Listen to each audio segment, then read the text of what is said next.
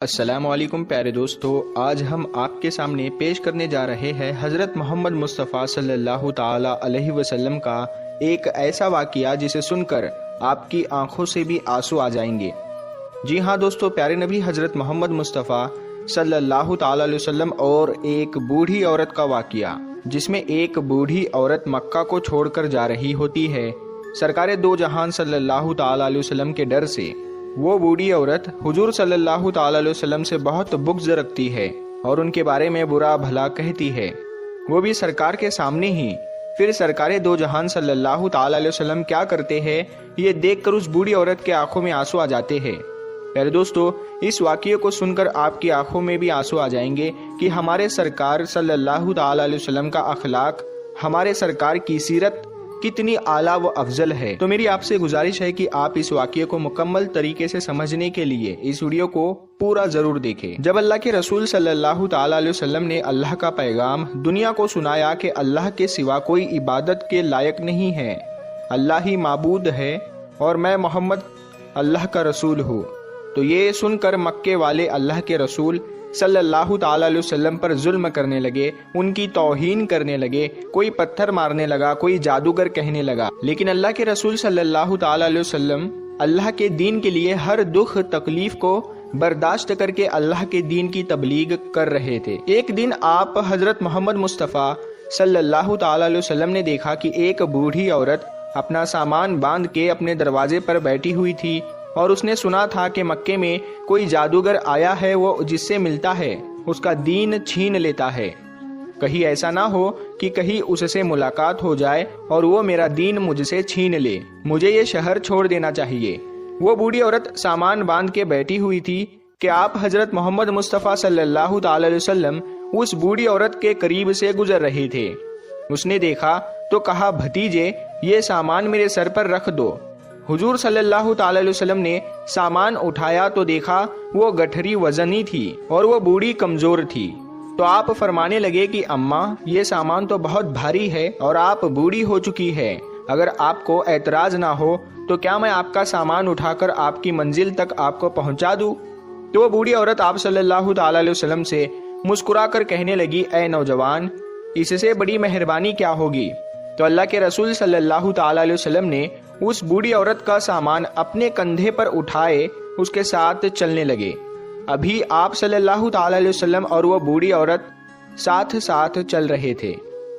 تو اتنے میں وہ بوڑھی عورت آپ صلی اللہ تعالی علیہ وسلم سے کہنے لگی، اے نوجوان، میں تمہیں بھی یہی نصیحت کرتی ہوں، میں تمہیں بھی یہی کہوں گی کہ یہ شہر چھوڑ کر چلے جاؤ، کیونکہ یہاں پر کوئی جادوگر آیا ہوا ہے جس کا نام محمد ہے، وہ اپنے آپ کو نبی کہلواتا ہے اور ہمارے خداؤں کو جھوٹا کہتا ہے، اور اے نوجوان، اس کے لبوں سے نکلنے والے لفظوں میں اتنا بڑا جادو ہے کہ جو بھی اس کی باتوں کو سنتا ہے اس کا ہی ہو جاتا ہے، وہ اس پر ایمان لے آتا ہے۔ اس کے بعد وہ بوڑھی عورت کہنے لگی، اے نوجوان شخص، میں نے پوری زندگی اپنی بتوں کی عبادت کی ہے،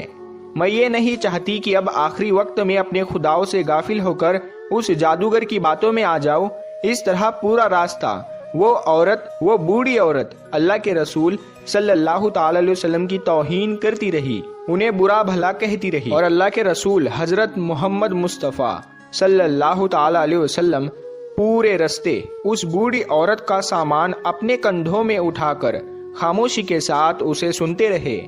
جب اس بوڑھی عورت کی منزل آ پہنچی تو اللہ کے رسول صلی اللہ تعالی علیہ وسلم نے اس کا سامان اس کے سپرد کیا اور آپ صلی اللہ تعالی علیہ وسلم وہاں سے جانے لگے۔ تو وہ بوڑھی عورت پوچھنے لگی، اے نوجوان، کون ہو تم نے اپنا نام تو بتایا ہی نہیں۔ تو حضور پاک صلی اللہ تعالی علیہ وسلم نے فرمایا کہ اماں، نام میں کیا رکھا ہے، آپ کا کام ہو گیا، بس یہی شکر ہے۔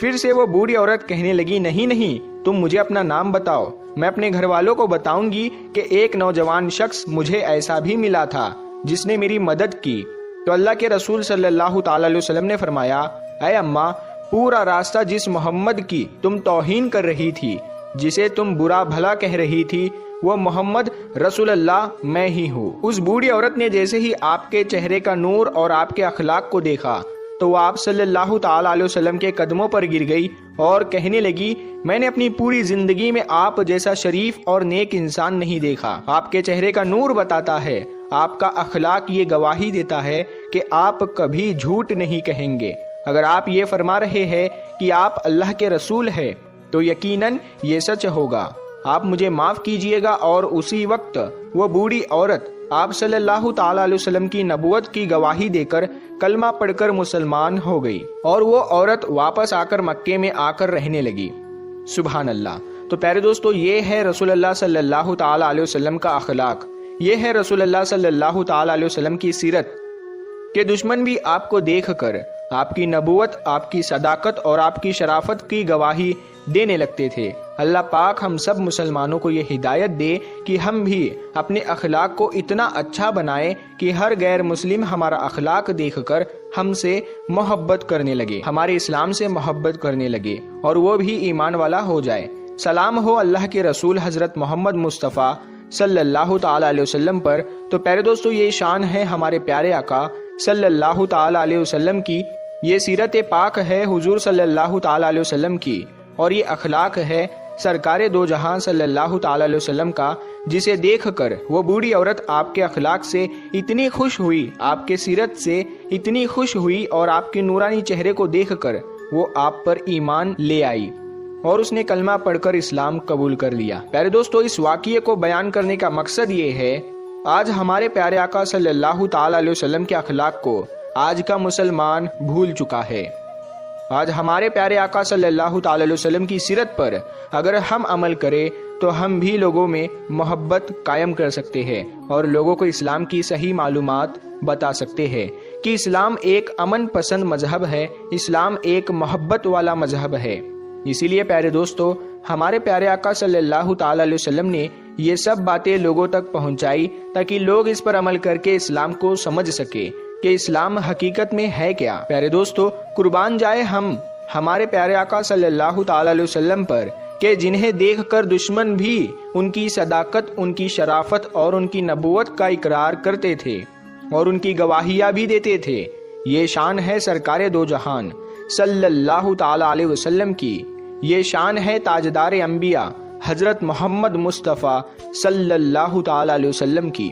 واقعی ہمارے آقا کی شان نرالی ہے۔ پیارے دوستو، اگر آپ کو یہ واقعہ پسند آیا ہے تو کمنٹ میں یا رسول اللہ ضرور لکھے۔ اللہ تبارک و تعالیٰ سے یہی دعا ہے کہ اللہ تعالیٰ ہمیں رسول خدا صلی اللہ تعالی علیہ وسلم کی سنتوں پر عمل کرنے کی توفیق عطا فرمائے اور ان کی سیرت پاک پر عمل کرنے کی توفیق عطا فرمائے، آمین ثم آمین۔ تو پیارے دوستو، آپ کو یہ ویڈیو کیسی لگی ہمیں کمنٹ میں ضرور بتائیں، اور ہمارے چینل کو سبسکرائب کرنا نہ بھولے، اور اس ویڈیو کو زیادہ سے زیادہ شیئر کرے